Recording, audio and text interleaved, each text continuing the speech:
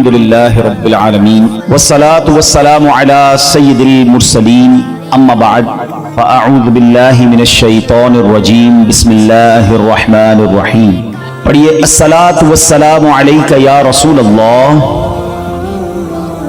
وعلى آلک واصحابک یا حبیب اللہ. الصلاة والسلام علیک یا نبی اللہ وعلى آلک واصحابک یا نور اللہ.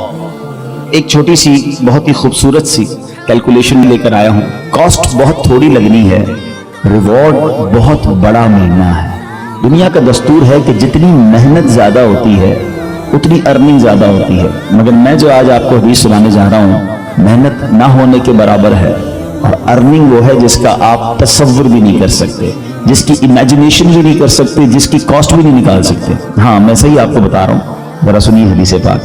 میرے آقا فرماتے ہیں من صلی علیہ صلاۃ واحدۃ، جس نے مجھ پر ایک بار درود پاک پڑھا، صلی اللہ علیہ عشرہ، رب کریم اس پر اپنی 10 رحمتیں نازل فرماتا ہے. آقا فرماتے ہیں ومن صلی علیہ عشرا صلی اللہ علیہ مئۃ، جس نے مجھ پر 10 بار درود پاک پڑھا رب کریم اس پر 100 رحمتیں نازل فرماتا ہے.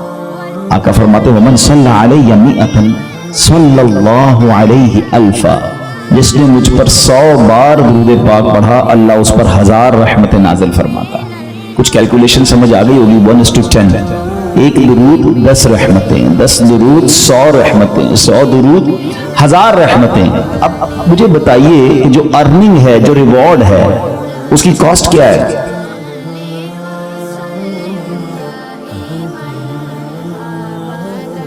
یقیناً میرے رب کی رحمت کی تو کوئی کاسٹ نہیں نکال سکتا نا. دنیا کی ساری نعمتیں ایک طرف، لیکن اب جو حدیث کا اگلا پارٹ ہے اٹس مور بیوٹیفل.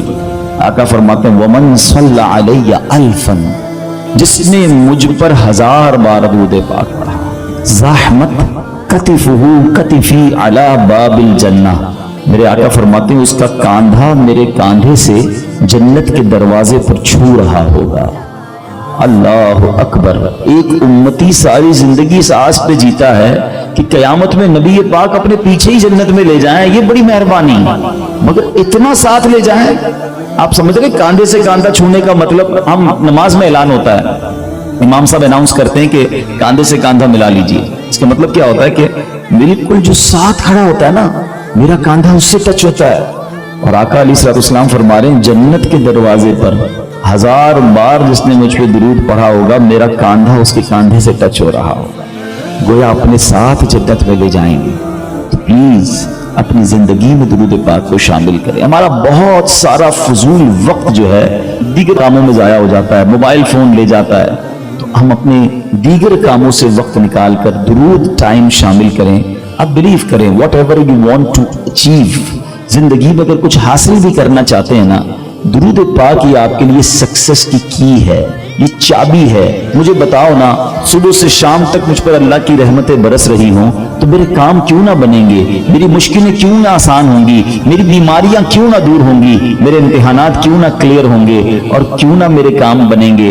میں بھی نیت کروں، آپ بھی نیت کریں، اور روزانہ کثرت کے ساتھ درود پاک پڑھیں. آئیے مل کر محبت کے ساتھ بآواز بلند درود پاک پڑھ لیجئے. صلو علی الحبیب صلی اللہ تعالی علی محمد صلی اللہ علیہ وسلم.